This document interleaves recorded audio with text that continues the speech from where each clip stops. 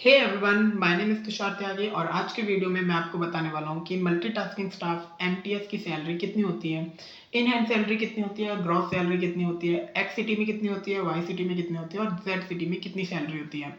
इसके अलावा आपको सैलरी से हटकर कौन कौन से बेनिफिट्स मिलते हैं उसके बारे में भी जानेंगे और जानेंगे कि कौन कौन से अलाउंसेस आपको सैलरी में इंक्लूड करके दिए जाते हैं, कितने परसेंट होता है हमारा एचआरए, कितना परसेंट होता है हमारा डीए। तो ये सारी इंपॉर्टेंट इन्फॉर्मेशन इस वीडियो में आपको मिलने वाली है। वीडियो अच्छा लगे तो लाइक कीजिएगा और चैनल को सब्सक्राइब कीजिएगा अगर चैनल पे अभी नए हैं तो। अगर कुछ समझ ना आए तो कमेंट जरूर कीजिएगा। कमेंट करके आप मुझसे पूछ सकते हैं, I will try to respond. तो गाइस स्टार्ट करते हैं। सबसे पहले एमटीएस जो होता है वो लेवल 1 की जॉब है, ग्रुप सी में आती है। एमटीएस का फुल फॉर्म है मल्टी टास्किंग स्टाफ। अगर आप इसके जॉब रोल के बारे में जानना चाहते हैं तो मेरे चैनल पे इससे रिलेटेड एक लॉन्ग वीडियो अपलोड है, आप उसे जाकर के देख सकते हैं। कि सबसे पहले आपको पता भी होना चाहिए कि एमटीएस क्या काम करते हैं, क्या काम उनसे करवाते हैं, या फिर क्या रील है क्या रियलिटी है। सब मैंने उसके ऊपर एक लॉन्ग वीडियो बनाया हुआ है, आप देखेंगे तो आपको थोड़ी क्लैरिटी अच्छे से हो जाएगी। अब बात करते हैं कि ये जो उसका बेसिक पे कितना होता है। तो देखिए एमटीएस का बेसिक पे 18,000 रहता है। अब चाहे वो एक्स सिटी हो, वाई सिटी हो या जेड सिटी हो, तीनों में उसका बेसिक पे 18,000 ही रहेगा। तो इसी के ऊपर आपका पूरा कैलकुलेशन होने वाला है। तो समझते हैं। सबसे पहले बेसिक पे 18,000 है और हम सबसे पहले एक्स सिटी की बात करने वाले हैं, क्योंकि मैं एक्स सिटी में हूँ, पुणे में। तो इसके हिसाब से एक्स सिटी में कितनी सैलरी बनती है मैं आपको बताता हूँ। देखिए 18,000 बेसिक रहेगा, उस पर डी यानी कि महंगाई भत्ता 58%, जो कि ये गवर्नमेंट इसे बढ़ाती रहती है, रिवाइज करती रहती है टाइम टू टाइम। जैसे अभी थोड़ा दिन पहले 3% महंगाई भत्ता बढ़ाया है, तो 55 पहले था, अभी 58 कर दिया है। तो 18,000 का 58% कितना हो गया, 10,440 रुपीज़। तो 18,000 प्लस 10,440 रुपीज़, ये हमारा हो गया DA plus HRA. HRA x cities में 30% मिलता है। एचआरए क्या होता है, हाउस रेंटल अलाउंसेस।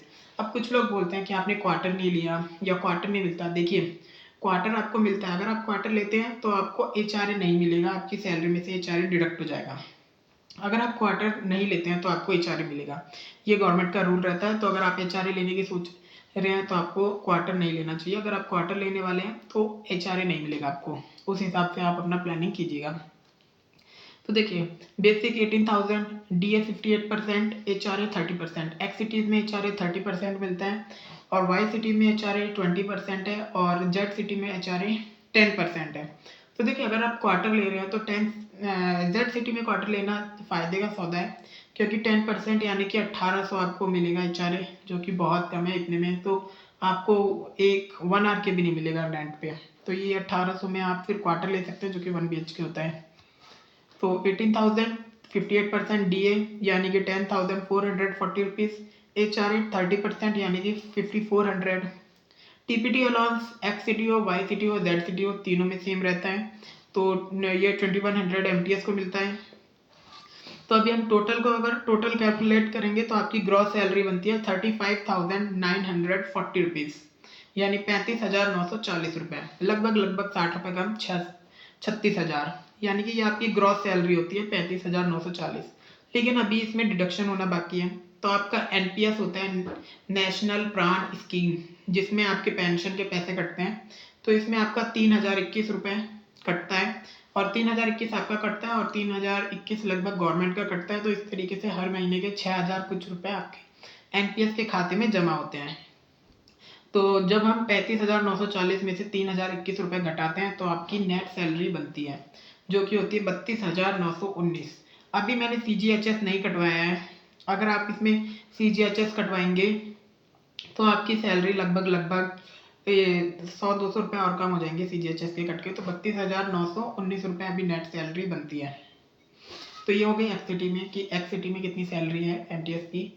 और इसके बाद में अभी बात करते हैं वाई सिटी की। तो वाई सिटी में जो बाकी सब चीज़ें सेम है, बेसिक 18,000, डीए 58%, एचआरए बस थोड़ा कम हो जाता है, जो कि हो जाता है 20%।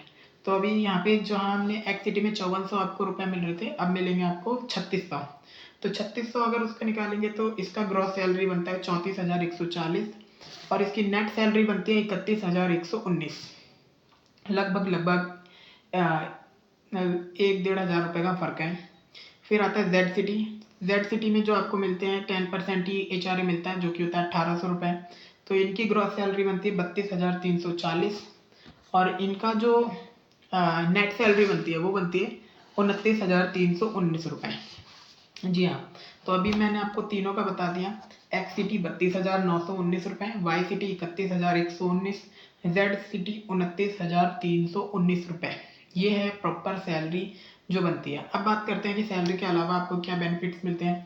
तो देखिए, सैलरी के अलावा आपको मिलता है हेल्थ इंश्योरेंस। हेल्थ इंश्योरेंस में क्या होता है, सीजीएचएस का एक कार्ड बनता है, सेंट्रल गवर्नमेंट हेल्थ स्कीम, ये होता है। इसमें आप अपना इलाज करवा सकते हैं हॉस्पिटल में, गवर्नमेंट हॉस्पिटल में करा सकते हैं, सीजीएचएस टाइड हॉस्पिटल में करा सकते हैं, गवर्नमेंट में नहीं, सीजीएचएस के हॉस्पिटल्स होते हैं उसमें करा सकते हैं, और इसके अलावा आप प्राइवेट हॉस्पिटल्स में भी करा सकते हैं जो सीजीएचएस से एफिलिएटेड होते हैं। तो उसमें जो खर्चा आता है आपका सीजीएचएस के बाद, उसे आप क्लेम कर सकते हैं बाद के। तो एक बेनिफिट आपका ये हो गया। इसके अलावा जो होता है आपको मेडिकल बेनिफिट मैंने आपको बता दिया, एलटीसी मिलता है आपको। एलटीसी क्या होता है, लीव ट्रैवल कंसेशन।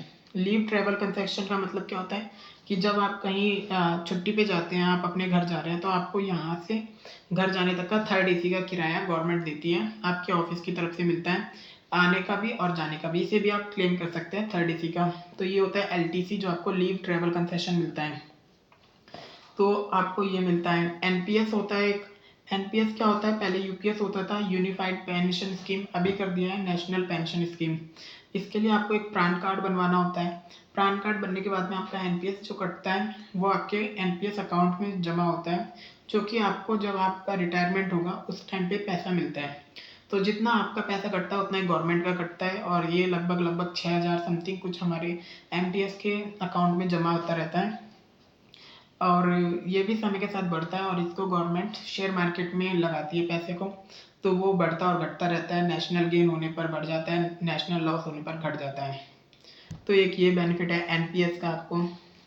एलटीसी मैंने आपको बता दिया। सीजीएचएस आपको बता दिया कि सेंट्रल गवर्नमेंट हेल्थ स्कीम, आप सीजीएचएस के हॉस्पिटल में जाके इलाज करा सकते हैं। इसके अलावा आप कहीं दूसरे हॉस्पिटल से इलाज करा रहे हैं जो सीजीएचएस से टाई अप किए हुए हैं, तो वहाँ पे जो आप पे करते हैं उसे आप क्या कर सकते हैं, क्लेम कर सकते हो बाद के डीडीओ को बिल दे करके। तो ये 3 तरीके की बेनिफिट्स आपको अलग से मिलते हैं, और इसके अलावा आपको वो तो पता ही है, ईएल हो गया, अर्न लीव हो गया, सीएल हो गया, और वो सब पे एक डिटेल वीडियो बनाऊंगा मैं बाद के कि वो कितने तरीके की आपको छुट्टी मिलती है। एलटीसी वगैरह ये थोड़ा सा लोगों को नहीं पता होता है, तो ये मैंने आपको बता दिया। बाकी अगर वीडियो इन्फॉर्मेटिव लगा हो तो लाइक कीजिएगा, और चैनल को जरूर से सब्सक्राइब कीजिएगा। ऐसे ही बहुत सारे रियलिटी चेक वाले वीडियोस इस चैनल पे अवेलेबल है, आप जाके देख सकते हैं। तो मिलते हैं नेक्स्ट वीडियो में, टिल देन बाय।